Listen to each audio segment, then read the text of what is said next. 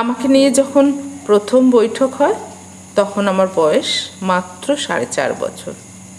মা মারা যাওয়ার 2 দিন পরের ঘটনা। আমি দিদার শুকনো ত্রিফলার বক্সটায় ওইগুলোকে মনোযোগ দিয়ে গুনছিলাম।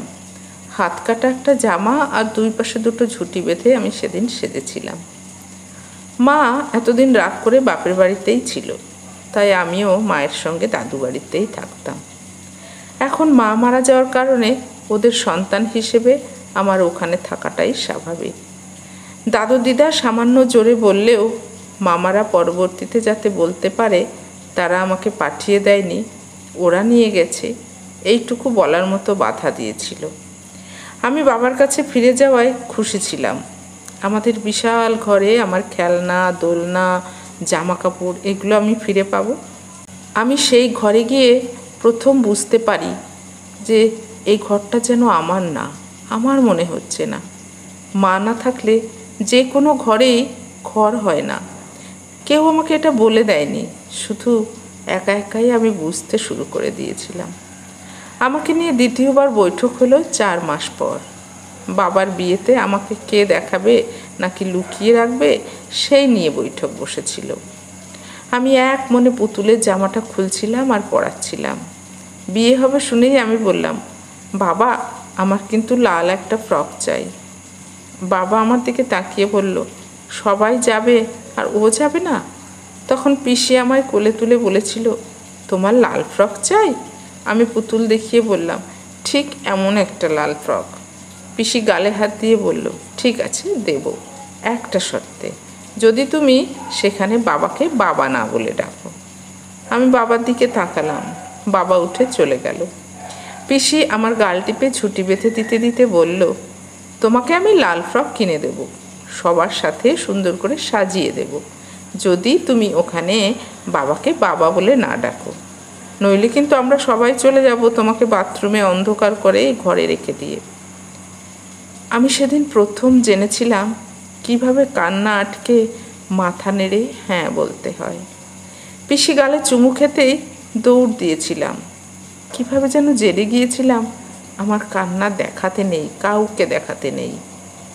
সেদিন প্রথম আমি জোরে চিৎকার করে কেঁদেছিলাম। মাকে ডেকেছিলাম।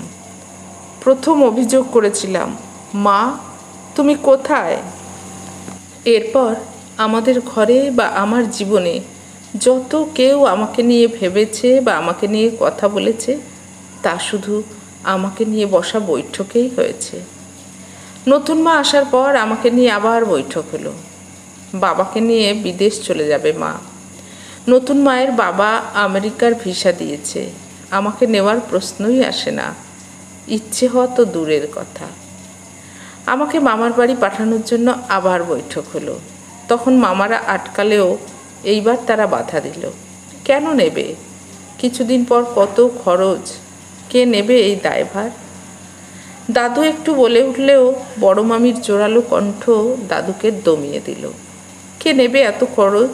স্কুল, পড়াশুনো, একটা বাচ্চার খরচ চালানো কি সোজা? মাসে মাসে খরচ না পাঠালে এই মেয়ে আমরা রাখবো না। দাদু দিদা তাতে সায় দিল। তবে দিদার কোলে বসে পানের ঘ্রাণে কিছুটা নিজেকে জীবিত মনে হচ্ছিল। মায়ের ঘরটা এখন মামাদের ছেলে মেয়েদের পড়ার ঘর। আমি দাদু দিদার ঘরেই থাকলাম। দাদু আর আমি খাটে ঘুমাতাম, দিদা নিচে ফ্লোরে চাদর বিছিয়ে ঘুমাতো। আমি বড় হতে হতে আমি দিদার সাথে থাকতে শুরু করলাম ফ্লোরে। এরপর দিদাকে খাটে তুলে দিয়ে আমি ফ্লোরেই ঘুমাতাম। বাবা আসতো বছরে একবার দেখা করতে, অনেক জিনিস নিয়ে আসতো। আমার ভালোই লাগতো, কেউ তো আসে, আমারও তো বাবা আছে, একবার হলেও ডাকতে তো পারি, বলতে পারি আমার বাবা এসেছে, আমার বাবা এসেছে। বাবা একবার এসে বলল, বাবা নাকি আর আসবে না। কখন আসবে তার ঠিক নেই। ওনার ছেলে মেয়েদের এখানের আবহাওয়া শ্যুট হয় না, পড়াশুনো শুরু হবে, তাই ওরা আর আসবে না। তবে আমার নামে একটা অ্যাকাউন্ট হয়েছে, মাসে মাসে টাকা চলে আসবে, দাদু দেখবে সবটা। আমি তখনও বুঝিনি বাবাকে আমি আর কখনো দেখব না। আমি প্রথমবারের মতো বলেছিলাম, আমাকেও নিয়ে যাও বাবা। বাবা কিছুক্ষণ তাকিয়ে রইল, তারপর মাথায় হাত রেখে কোনো শব্দ না করেই চলে গেল। বাবার চেহারাটা আর মনে নেই এখন। মামাদের মতো বাবাও কি বুড়ো হয়ে গেছে? বাবার চুলগুলোও কি সাদা হয়ে গেছে? জানা নেই, জানা হয়নি আর।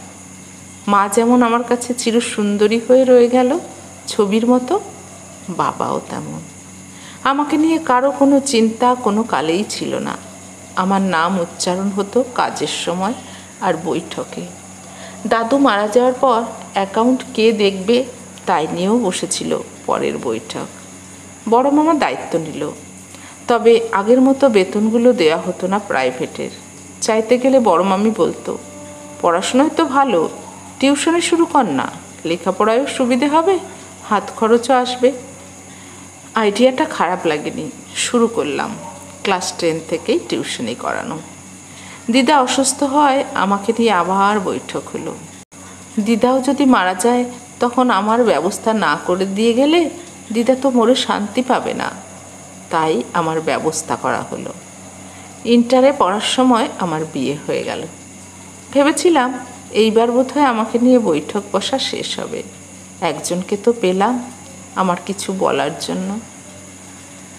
না, আমার ভাগ্যে এটুকু লেখাও ছিল না, কিংবা বৈঠক আমার পিছু ছাড়ল না। পড়াশুনো চালানোর ইচ্ছে ছিল, সেটা বলাতে শ্বশুরবাড়িতে এসে প্রথম বৈঠক হলো। ইন্টারটা শেষ করার অনুমতি হলেও এর বেশি আর সুযোগ বা অনুমতি কোনোটাই হলো না। বড় ছেলেটা হলো, সে সবে মা বলা শুরু করেছিল, এরপর ছেলে আর মেয়ে একসাথে হয়ে গেল। আমার আর অন্য কিছু ভাবার সুযোগই হলো না। তবে ওদের মাঝে নিজের অসুখী জীবনের সুখগুলো খোঁজা শুরু করলাম। আমাকে নিয়ে বৈঠক হওয়া বন্ধ হয়নি। ছেলেদের দোষ হলে আমার নামে বৈঠক হতো, স্বামী অন্য কারো বউয়ের সাথে বিছানায় ধরা খেলে আমার নামে বৈঠক হতো, সে যখন আমাকে মেরে বিছানায় ফেলে রেখে যেত তখনও আমাকে নিয়েই বৈঠক হতো। মাঝে মাঝে মায়ের মতো স্বার্থপর হতে ইচ্ছে হতো, যেভাবে মা আমাকে একা ফেলে আত্মহত্যা করেছিল। হ্যাঁ, মা আমাকে ছেড়ে পালিয়েছিল, আমারও ইচ্ছে হয়। তবে আমার ছেলে মেয়েগুলোকে আমি সেই সব বৈঠকে একবার করেও চিন্তা করতে পারি না। মনে এলেই আমি হাউমাউ করে কেঁদে উঠতাম। ওদের জন্যে না, নিজের জন্য। নিজেকে দেখে কতটা একা আর অসহায় ছিলাম মা ছাড়া, সেটা ভেবে এখনও তীরের মতো ফোটে আমার রক্তক্ষরণ।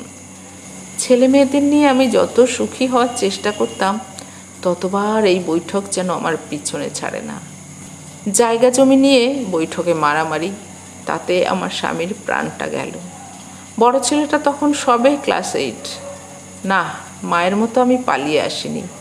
মায়ের তো যাওয়ার জায়গা ছিল, তার মা বাবা ছিল, ওরা তো আমার জন্য সে জায়গাও করে যায়নি, লুকোনোর জন্যে হলেও।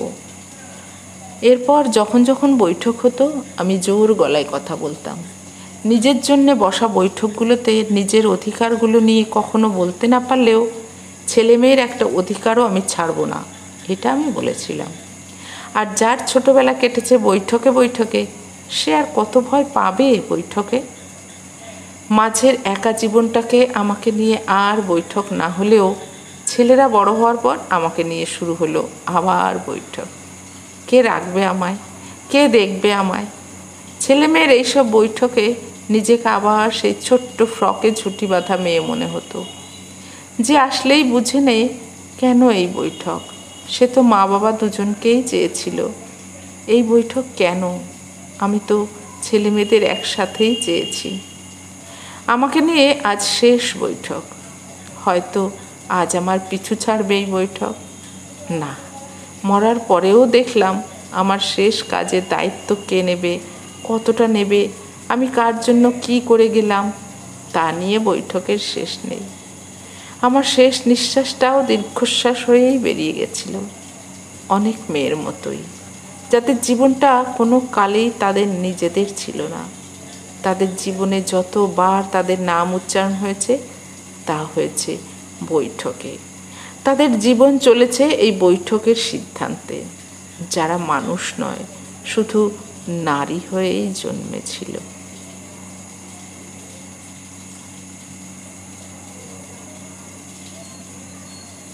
এতক্ষণ পড়ে শোনালাম গল্প, বৈঠক, কলমে দোলনা বড়ুয়া তৃষা, কণ্ঠে আমি অপর্ণা।